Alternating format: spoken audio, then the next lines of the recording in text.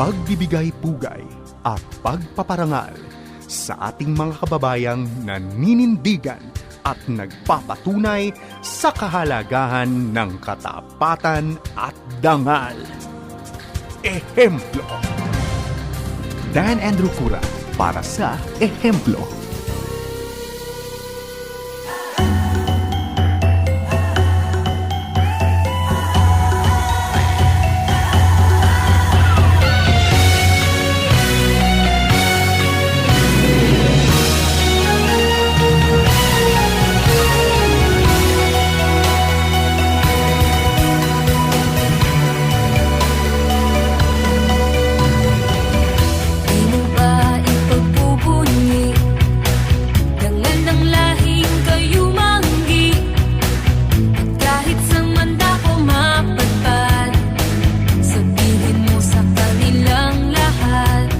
Magandang araw po sa inyong lahat.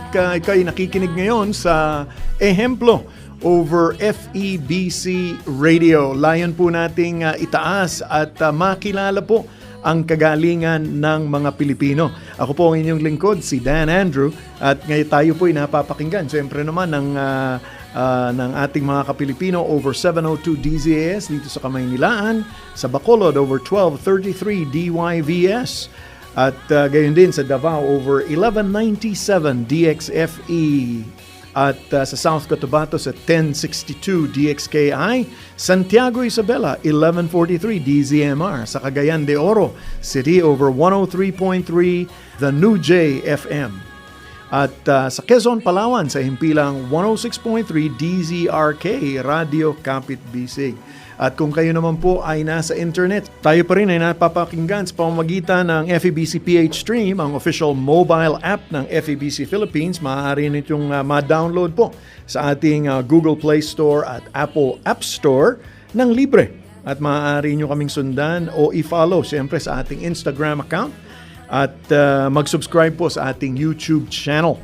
Hanapin lamang po ang 702 DZAS FEBC Radio TV.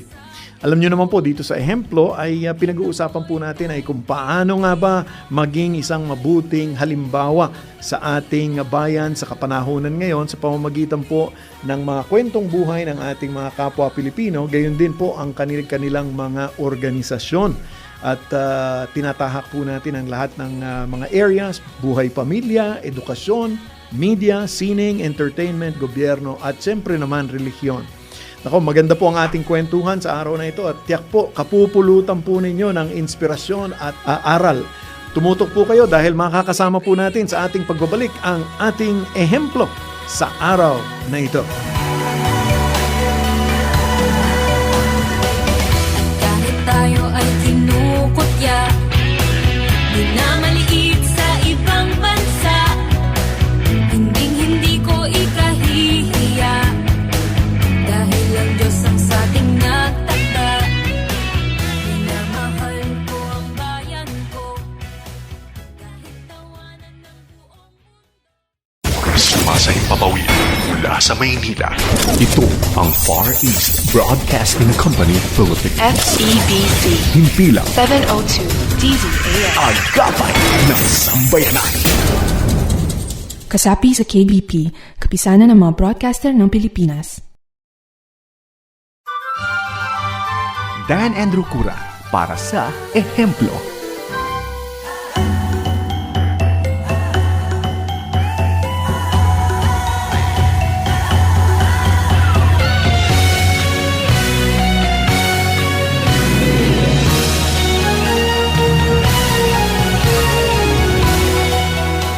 Hello, ako po si Director Ralston Gonzalez Huber. Ay isa po akong active na independent filmmaker.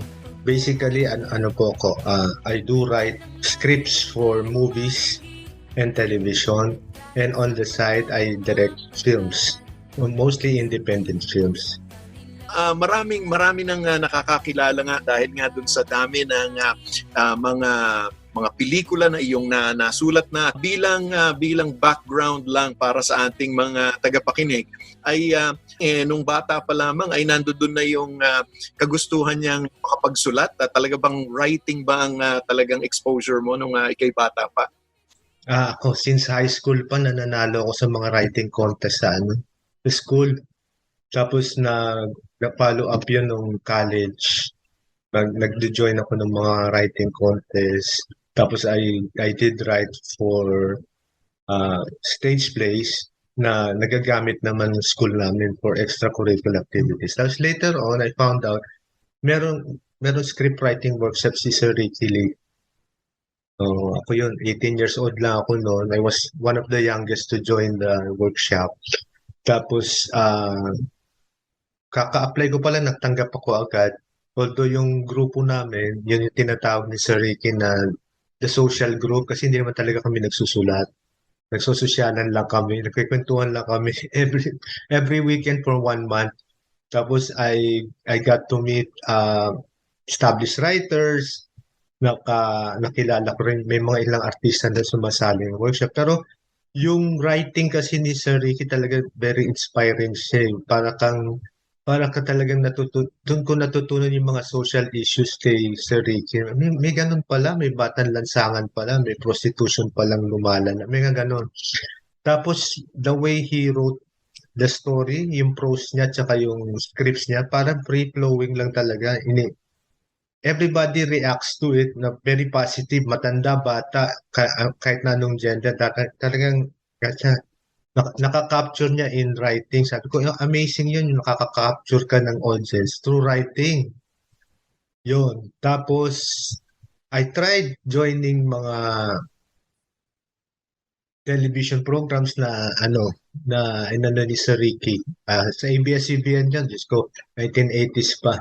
May mga shows na binigay sa amin. I joined not as a writer pa nga, para lang ako PA sa grupo ng mga writers. Tapos, hindi ako nagrereklamo, parang nagtataka nga sila, bakit ka nag-PPA? Ba't ka nag-assist lang sa mga writers? Kasi ko na-enjoy ko naman. Kasi I'm learning that, first, I have to learn how to write talaga, tsaka how to develop stories. So, hanggang pinilit na ako ng mga kasama, kundi magsulat ka na. And sabi ko, sige, magsulat na. Yon. Tapos, tuloy-tuloy na yon. I got assignments sa both networks, sa ABS tsaka sa GMA. Nasa mid-20s na ako noon. Parang hit and miss yung pagka na-approve ang script mo, yon hit ka. Pagka hindi, edi tapon, try again. Update ng workshop kay Sir Ricky, update ng ibang interviews. Lagi niya sinasabi sa amin, ang best na pag-aaral ng writing is you talk to people, you interview people, you get to know the story. You got to have the context of their stories so you'll be able to write a good story. Ganun. Yung reference do sa course na yon, napagalitan na lang ako ng daddy ko kasi undecided pa rin ako kung anong kukunin kong kurso. I really wanted to take up agriculture. Sabi niya, gusto mo maging magsasaka? sabi ko, kung agricultural engineering na yun, magaling ka ba sa math? So hindi ko nasagot lahat ng tanong niya. O mag-enroll ka na lang kasi next 2 weeks na lang ata mag-open na yung classes. Tapos nag-exam ako sa UST, parang hindi pa ako decided. Nakapasa naman ako pero parang pumasa lang. Ganun. Tapos sabi niya, mag-commerce ka muna. Kahit parang generic yan. Baka magustuhan mo rin. It's about business. Okay, sige. Parang okay lang ganun. Pero on the side, every weekend, yun nga, nag-workshop ako. I go to some friends to discuss mga story, yun na talagang hilig ko. Hindi ko alam na kailangan ko pala mag-journalism or whatever. Hindi ko alam eh. Hindi ko talaga alam. Mas nag-enjoy talaga ako sa And then, nung nag-accounting na doon na talaga ako nahirapan, sabi ko, hindi ko to kaya. Hindi ko kaya. Nag-shift na ako ng marketing, gano'n na lang. Tapos on the side, yun na nga, nagtatrabaho na ako sa ABS. Hindi ko na mag-give up yung business course ko kasi parang 3rd year na ata ako, 4th year, na-graduating na, nagpatapos na rin ako. So yun, yung opportunity dumating naman to earn something through my writings. Yan. Noong 2003, nag-open yung Mowel Fund ng script writing workshops through Armando Lau, si Sir Bing Lau. So nag-join ako, parang pumasa naman ako doon sa qualification nila. Tapos it's a different writing experience kasi ginagamitan ng scientific method ni Sir Bing yung aming mga lessons, mga pinapasukan niya ng mga linguistic, yung mga study of context, pretext, mga ganyan, mga semantics, philosophy. Sabi ko, taas-taas na nito. Sabi ko, pero na-enjoy ko pa rin siya. It's something different, parang approach. It's totally different from Sir Ricky's. Kailangan kailangan i-pursue yung pag-aaral na tuloy-tuloy kasi tuloy-tuloy din naman nagbabago yung dynamics ng kwento ng tao through generations. Generation ng mga magulang ko, parang simple lang daw ng buhay nila noon after the war, mga ganyan. Tapos sa generation naman namin, parang baby boomer, mga revolution, mga kung ano-ano revolution na nangyari, may martial law sa atin, ganyan. So, mga awakenings yun na parang kailangan meron kang, kung gusto mo magsulat ng mga ganun storya, you have to go through the roots of the story, parang talagang organic ka. Yung, yun, parang almost close to reality.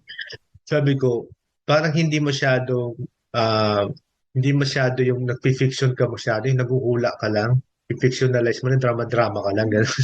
Parang kailangan you have to experience yun. Yung doon na lumabas yung mga immersion, etong mga techniques sa writing na real time, yan. Tapos, yun, mas na-open yung sensibilities ko noon sa mga real life stories, lalo na yung may mga social issues.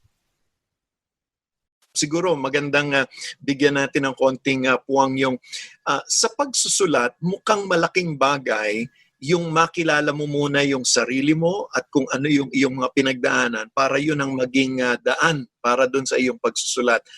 Would that be a way of looking at it?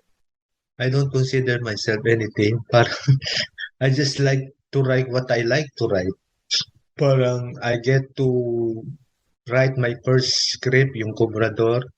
Kasi I lived in the community sa somewhere in Quezon City na may mga ganun palang tao na nabubuhay through pet collection. Sabi ko, okay. Tapos hindi gagawin ko to para maging aware hindi ko iniisip 'yun. Ang iniisip ko, maganda itong kwento. Gusto ko siya ikwento kasi nararamdaman ko yung hirap ng Aling Amanda, ng character. Nararamdaman ko rin yung saya niya kahit despite her hardships sa buhay. So ganun lang on certain para ka lang you get to coexist with your characters. Tapos no judgment ang nangyari kasi you don't aspire for anything, you don't want to inspire, So wala kang judgment. Hindi mo tinitingnan na mababa ka silang tao o mataas kang tao o educated or what, nothing. You just have to experience these stories para ma-translate mo siya sa requirements ng cinema. Kasi iba yung writing for film kaysa yung writing for, let's say, for a book. Ito kasi, kailangan na cinema yung pagsusulat na not too close to reality but para kang nandoon ka sa between ng reality tsaka fiction. You have to live that moment, that experience. Yun ang importante sa akin. I have to live that moment. I don't want to inspire anybody but myself. Ganon. If it turns out that I'm inspiring a lot of people, edi bonus na lang yun. It resonated as I went through the process. Ganun lang. Ano ang naging parang sabihin nating motivation na yung iyong pagsusulat ay pumasok sa larangan ng pelikula? Okay. Yung sa first script ko sa Cobradon, kinontak kami ng isang NGO sa mga urban poor. Tapos nag-talk kami doon. Tapos parang nagkaroon ng programa para magkaroon ng development program, mga ganyan. Tapos ginamit yung pelikula para ipalabas sa iba-ibang communities.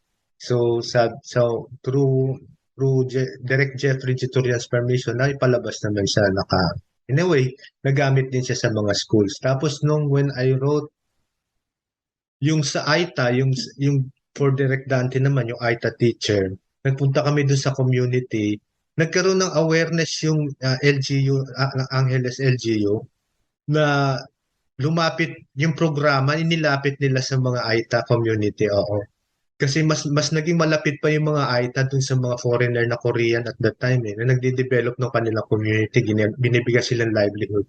Na-realize ng LGU we have to reach out to the IPs kasi parang nanineglect natin sila. Yun, mga ganon. So, in a way, yung mga pelikula nagiging venue for social action, awareness.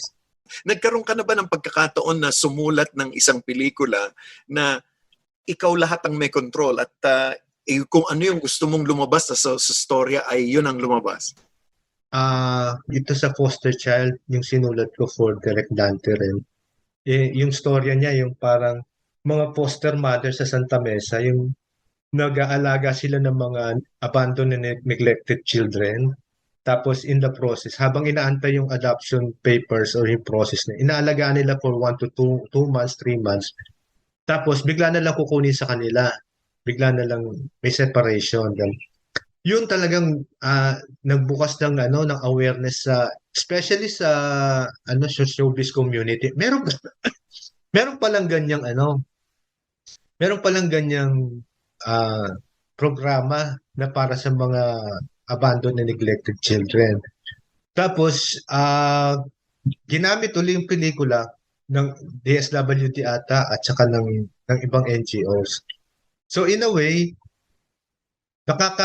yun nga, tuloy pa rin yung hindi namin sinasadya na ito, gagawa kami ng pang social relevant films tapos hindi ganun na nagkakaroon lang ng meeting of minds pagka pinalabas na yung pelikula. Yung Bakal Boys, when I did that in my first film and directorial ko, sa community ng Baseco, pinago nung barangay mismo yung programa nila sa mga bata.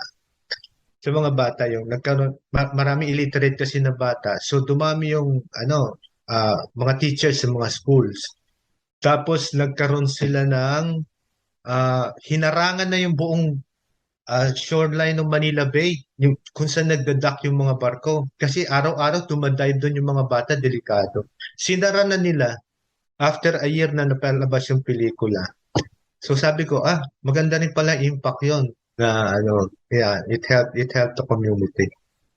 Para siyang, it can be an instrument for change in a way, katulad ng mga sinabi ko, yung mga epekto niya sa awareness sa mga tao, sa mga communities, especially yung mga tao sa government, na hindi kami parang yung nagpo-protest, mga filmmakers hindi, we use our voice in inciting these incidents, especially the neglected and the abandoned. Sana may mga producers pa or mga festivals like Cinemalaya, Cinema One na patuloy na gagawa ng mga pelikulang katulad ng ginagawa namin. Para we have a better venue for awareness and development. I hope that we're helping them in a way, no? Although maliit na bagay lang. Kahit na maging link lang sana yung mga pelikula ng government at saka ng mga itong mga stakeholders. And so for you, it was pwedeng sabihin na hobby. Yan sinasabi ng mga iba. Nagsimula ba yan bilang isang hobby? It makes you humble na you start from scratch, or you admit to yourself that you don't know anything about this industry. So wag ka muna magyabang dapat nga hindi ka magyayabang kahit na mag-a-achieve ka na Kasi it's a learning curve talaga. You have to stay on the line. Parang yung mind mo open lagi for anything new. Dapat may laging bago kang natututunan. Pagka nagiging complacent ka, you do the same thing, you write the same stories, magwi-wane down din yung yung talent mo. So dapat you admit to yourself that this is all, it's all about learning about life, learning. Parang open ka palagi. Kahit na may mga baguhan na ano, sasabihin sa'yo, direct kasi ganito, dapat may mga bago na tayong approach, ganyan. Okay, so what is the approach? No? Maging open ka for discussion. Kahit debate yan, kahit na mag-debate kayo, okay lang. Hindi ka na makikipagtalo para sirain ka o sirain yung tao. Magde-debate kayo para makakita ng bagong way na makaranas ng bagong experience, how to tell new stories, new Filipino stories ha. Kasi ano, kailangan pa rin ng buong mundo, ano pa yung mga storya ng mga Pilipino. Meron kasing tinatawag na cinema verite, no? The cinema of the truth. So, ewan ko kung na-adapt natin to sa Italian cinema, parang gano'n. Na pagka pinapakita mo yung realidad, if you're too close to reality, di nakikita ng mundo ano yung tinatago ng mga ng mga mainstream cinema, ng mga glossy cinema, Hollywood films.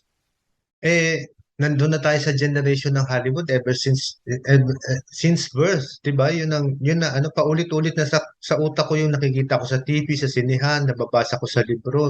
We are very colonial eh. Colonial mentality talaga tayo na anything sinusukan ng Hollywood, kinakain natin. So ako naghanap talaga ako ng iba. Ano pa yung iba? Kung mayroon pala tayong beyond the mirror of ourselves, meron pala tayong mga kwento na hindi natin kunikwento. Oh. Panahon pa ni Lino Broca, kahirapan daw yun. O sige. O poverty porn yan. Okay, nilabel yung poverty porn. Did you really understand what is poverty? Have you experienced poverty? Ano bang gustong sabihin ng poverty? It's beyond the awareness eh. Yung yung character, yung bata sa Bacal Boys, nakita ko habang nagsushoot kami, namimingwit siya ng hipon sa Manila Bay.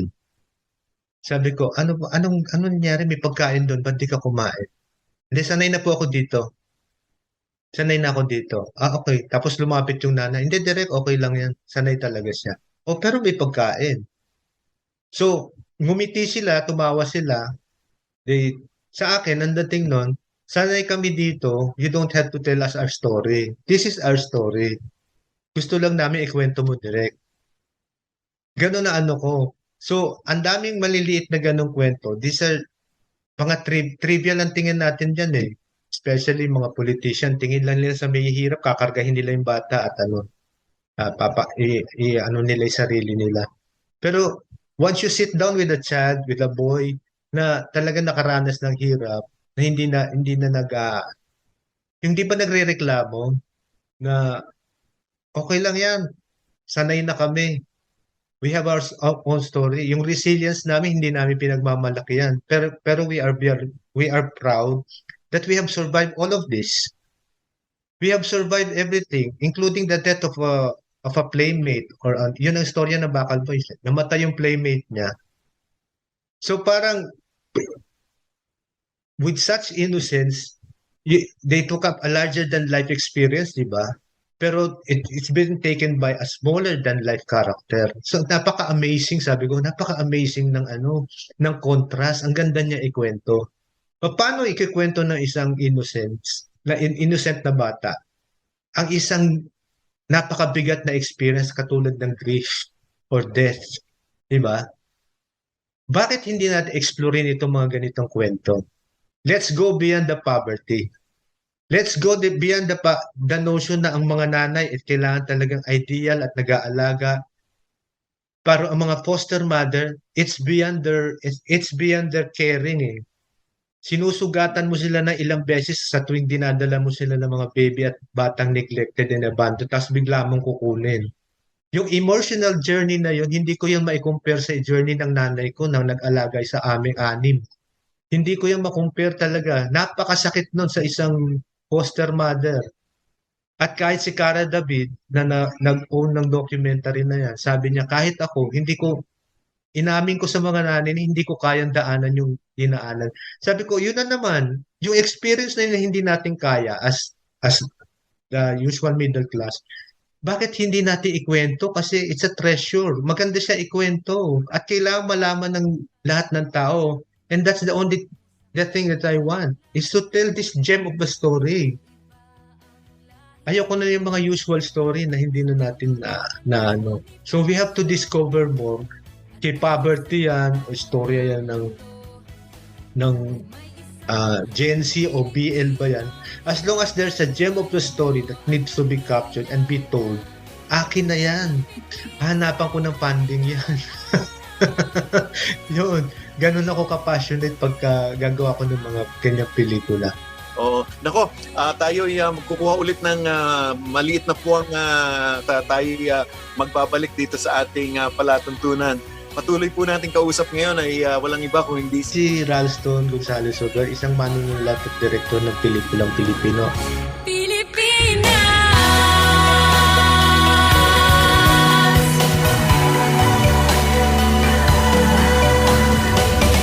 Kahit tayo ay kinukutya, minamaliit sa ibang bansa, hindi ko ikahihiya, dahil ang Diyos ang sating nagtakda. Minamahal ko ang bayan ko, kahit tawanan ng buong mundo. Sumasayang papawid mula sa Maynila. Ito ang Far East Broadcasting Company Philippines. FEBC Himpilang 702 DZAM. agapay ng sambayanan. Kasapi sa KBP, kapisanan ng mga broadcaster ng Pilipinas. Dan Andrew Cura para sa Ehemplo.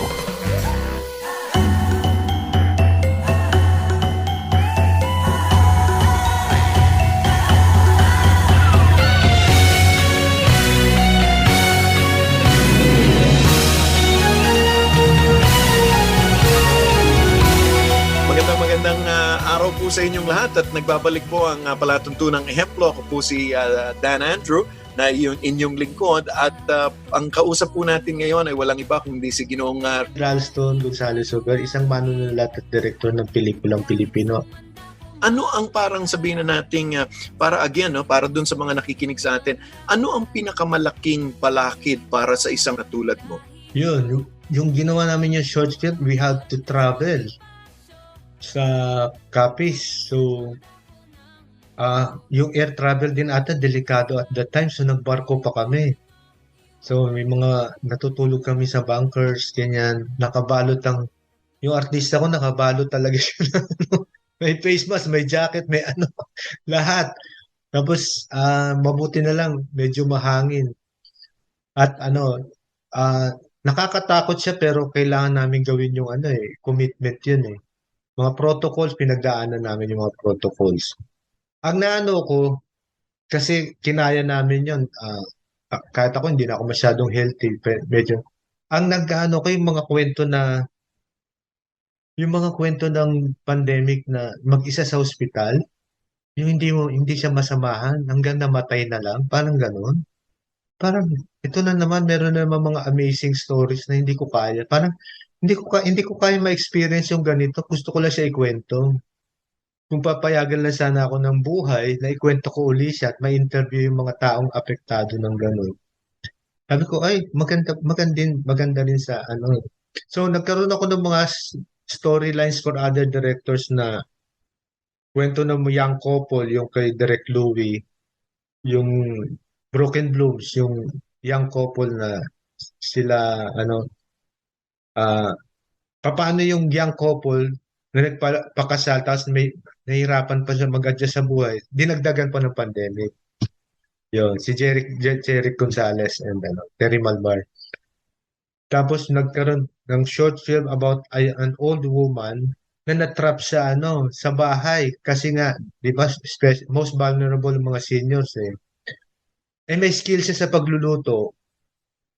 So, nakulong yung lola, pero pinagluto siya ng pinagluto ng pamilya. Di napagod din at nabuisit din. Gusto niya lang naman dumalaw sa husband niya na nakalibing sa sa cemetery for one day. So, yun. What if yung isang matanda bigla na lang nag-walk out at naglakad papunta sa cemetery? Yun. Yan ko experience na yun. Paano yun? Gaano kadelikado yun? Pwede siya mamatay.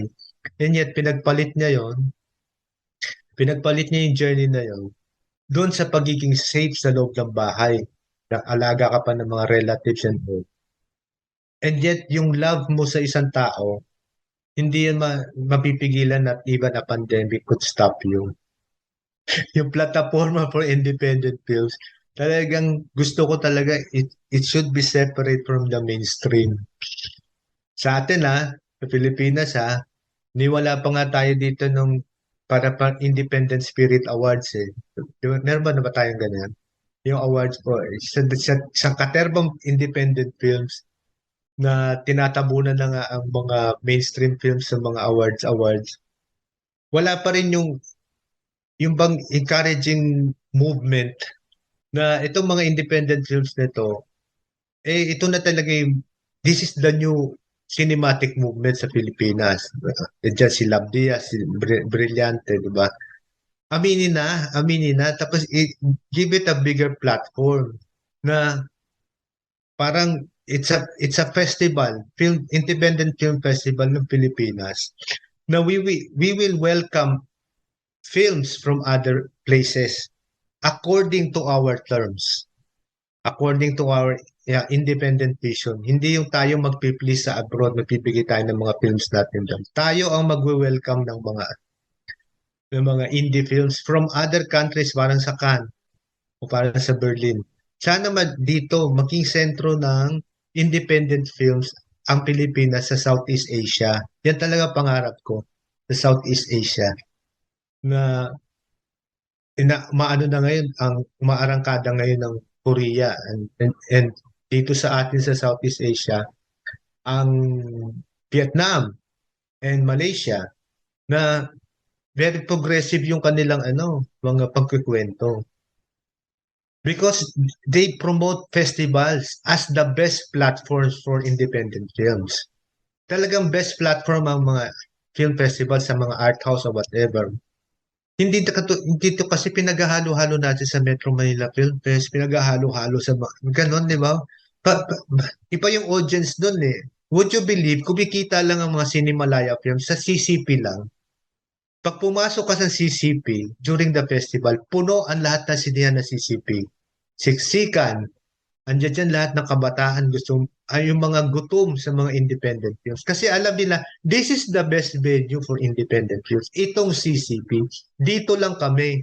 Kahit may bagyo at bumabaha sa labas at mahirap sumakay, walang pakialam yung mga bata. Talagang nood sila ng nood.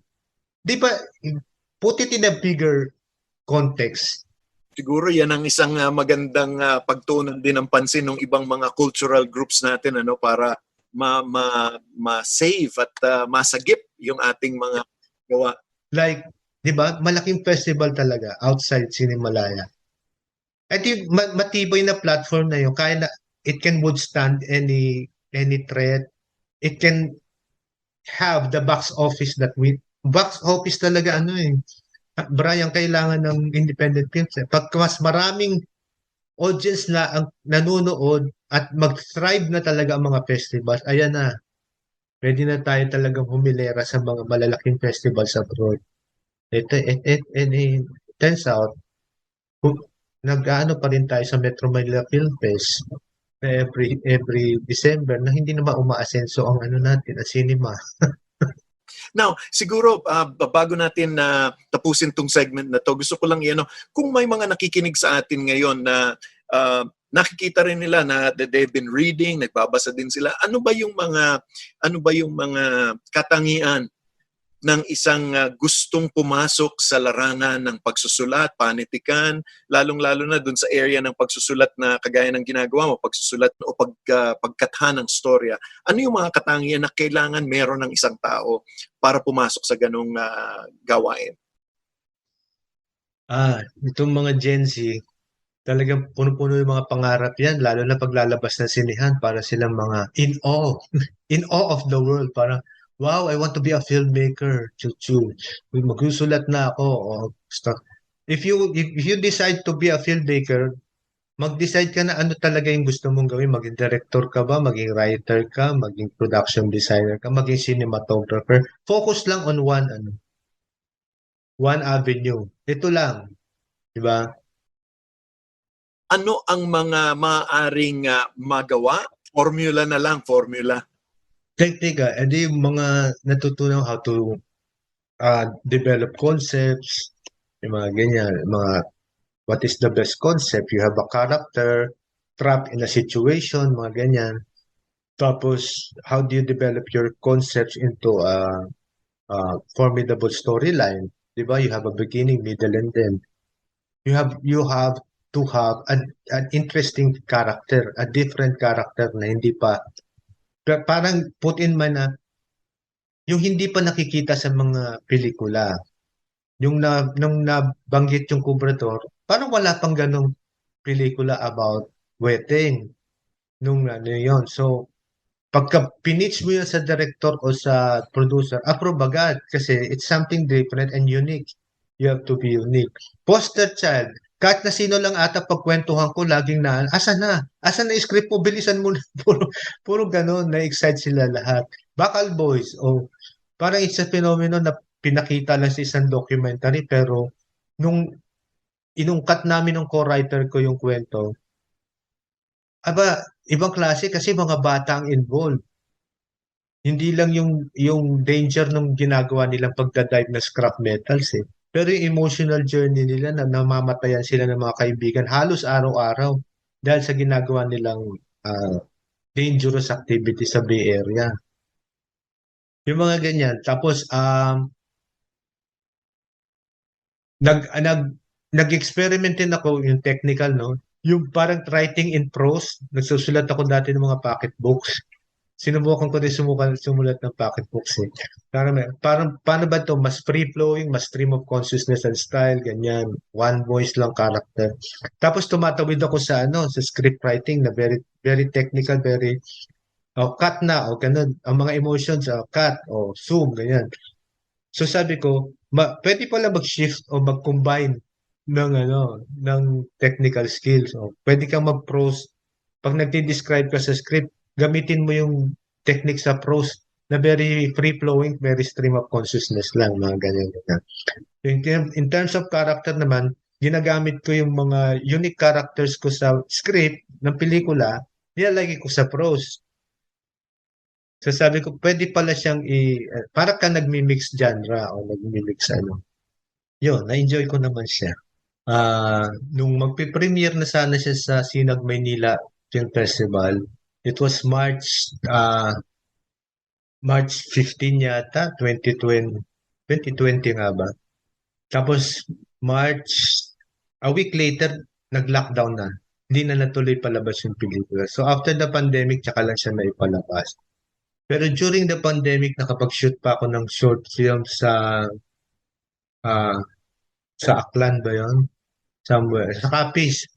Yung sa NCCA, Sinihalaga Film Festival. Nakapag-shoot pa ako. Tapos nakapagsulat pa ako for other directors. So medyo on the safe side, nasa bahay lang ako talaga. Most of the time, nagsusulat lang ako. Ngayon, kung gusto mo mag-direct at you be a captain of all the ships edi take a bit of workshop sa script writing, take a bit of cinematography, pero you have to specialize on something. Ano ba yung talent mo? Saan ka ba dinadala? Baka yung mga kamay mo dinadala ka sa pagsusulat. Di magsulat ka, be an expert script writer. Tapos kuha ka na lang magaling cinematographer, kuha kang magaling na you tell a story that is different from the other stories that already have been told.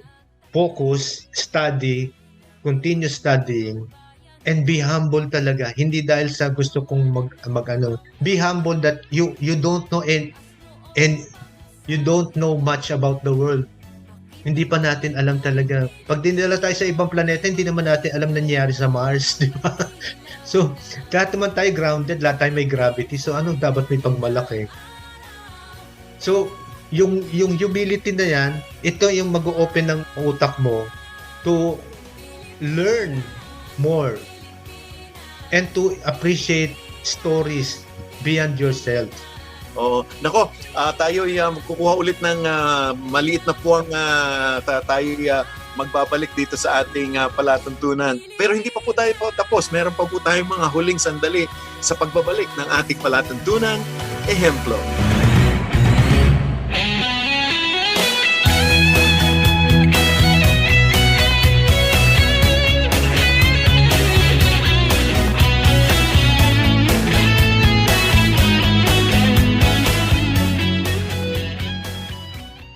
Sumasayang papawid mula sa Maynila. Ito ang Far East Broadcasting Company Philippines. FEBC Himpilang 702 DZAM. agapay ng sambayanan. Kasapi sa KBP, kapisanan ng mga broadcaster ng Pilipinas. Dan Andrew Cura para sa Ehemplo.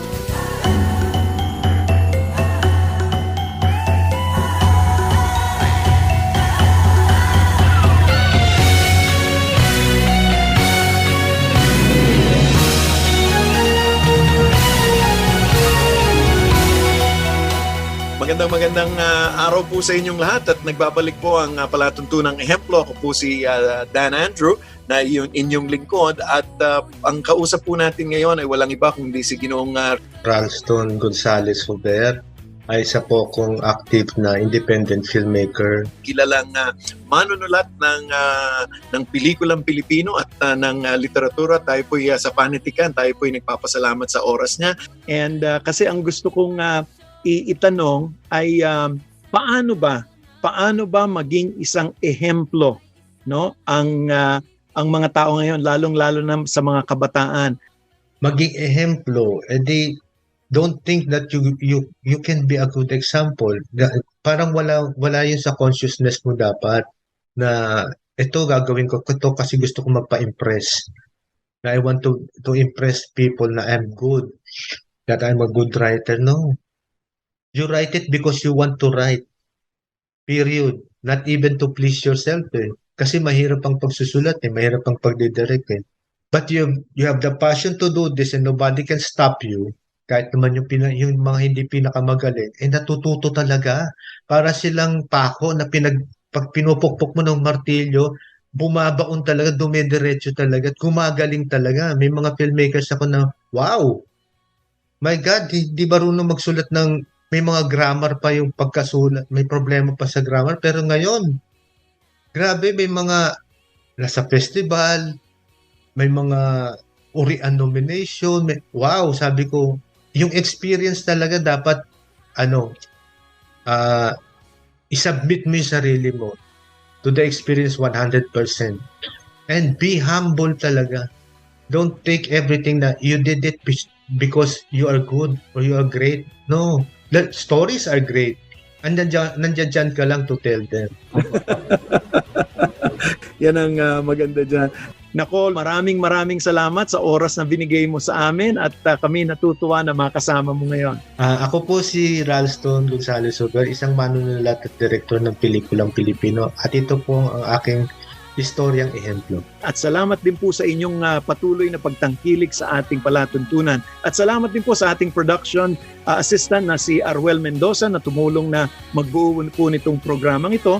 At ako naman po ang inyong lingkod, si Dan Andrew, na lagi pong nagpapaalalang saan man, kailanman, at kahit sa maliit na paraan, maging isang mabuting ehemplo ka, kaibigan.